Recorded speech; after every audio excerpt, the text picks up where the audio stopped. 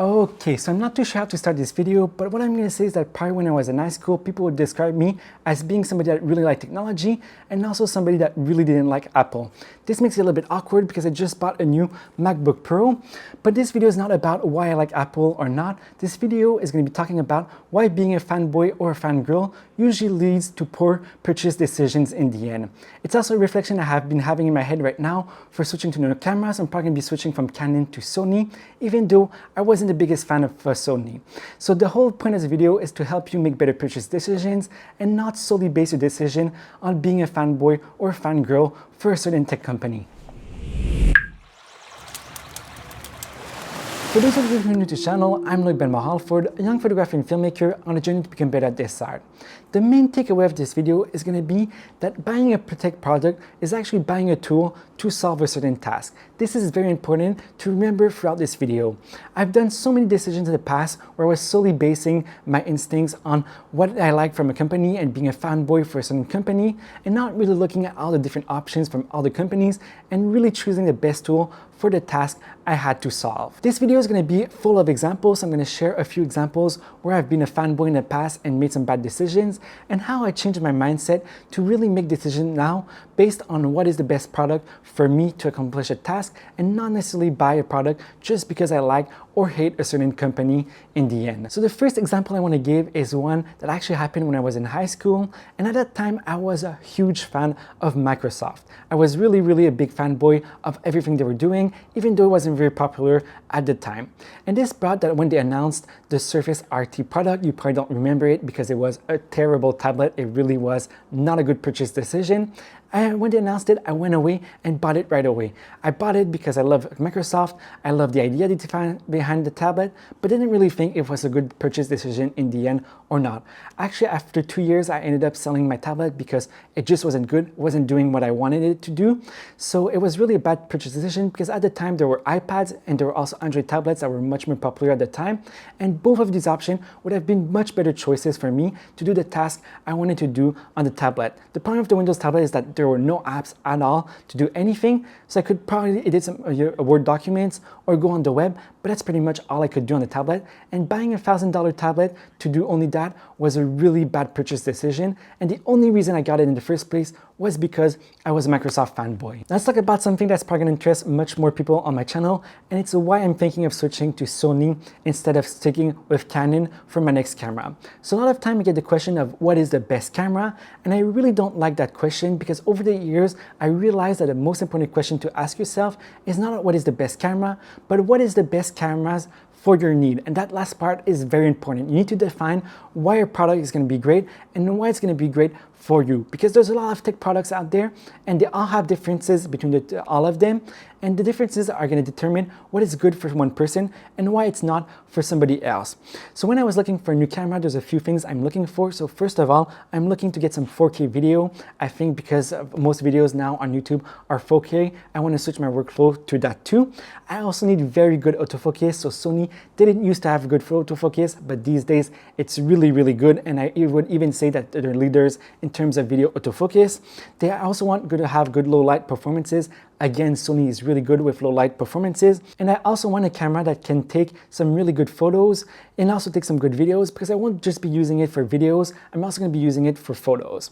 So I still think that Canon has a lead in terms of photo quality, but now I'm looking for a camera that has more video focused features, and for this I think that Sony has much better offerings and even cheaper prices than what Canon has to offer for comparable features. So this is why I'm probably going to be switching to Sony, because I think that for me and my needs for my YouTube channel and making my videos, a Sony camera is going to be much better in the end.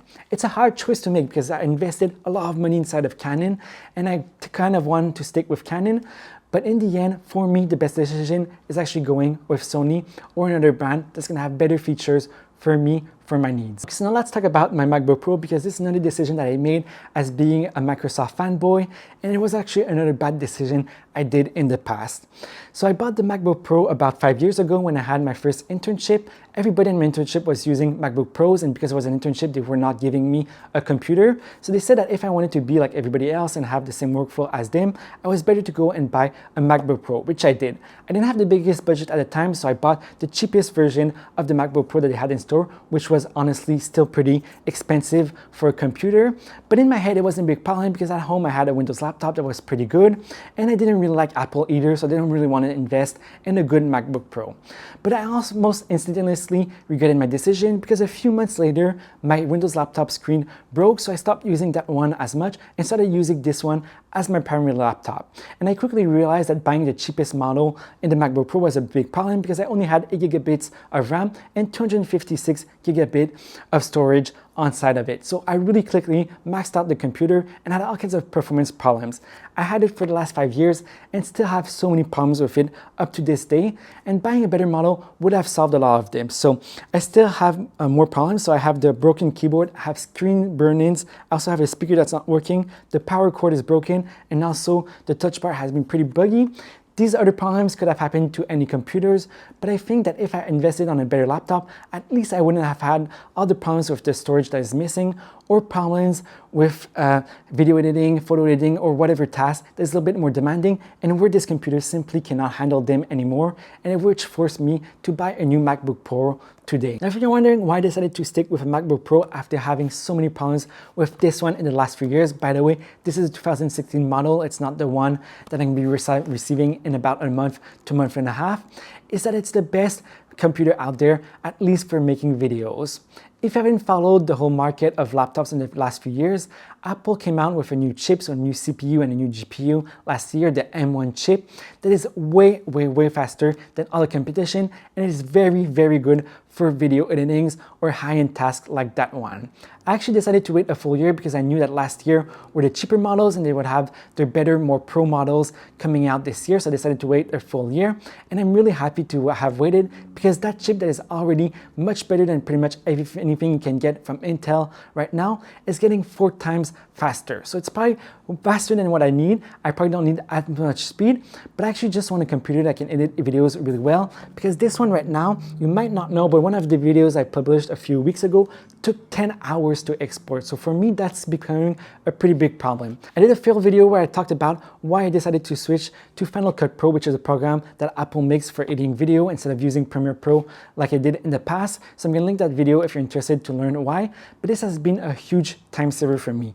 It's a much better program for me or for the videos I make, and having this video that's gonna use the full potential of the MacBook Pro that I just bought is going to be a huge advantage for me. So not having to wait 10 hours for video to export or just being able to edit some 4K video is going to be a huge thing. Oh, I forgot to say, I actually can't even edit some 4K videos using this laptop because it's just not powerful enough. So I definitely needed to get a new computer to be able to upgrade my workflow and also upgrade my camera if I wanted to start making some 4K videos. It's also very interesting because Apple seemed to have learned from their errors, and they're actually bringing back some of the ports that they didn't have on the MacBooks. So you might know that MacBooks are famous to only having some USB-C ports, and they're actually bringing back the SD card, which is a huge thing for me. They're also bringing back an HDMI port and the MagSafe port, and they're also making the whole computer a little bit bigger, which means you're going to get better performance out of this. So all of these things show that Apple actually learned from their errors. Oh, also they're getting rid of this horrible touch bar. Never liked it, so I'm really happy they're getting rid of it.